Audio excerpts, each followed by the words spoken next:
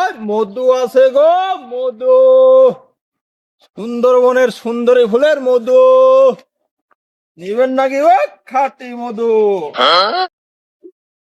এই খাঁটি মতো যদি হয় তাহলে একটু দাঁড়াও, দুই সাথ দিয়ে দাও।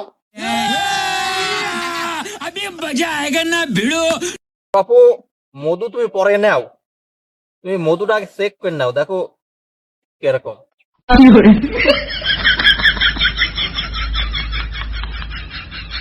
আসলে তো বাপু, ঠিক একদম অরিজিনাল খাঁটি মধু। আরে বাপু, এই মোটে গ্রামের মধ্যে তুমি একমাত্র পালাম এই মধু খাওয়ালো। বাপু মধু কত করে কেজি রাখা যাবি না?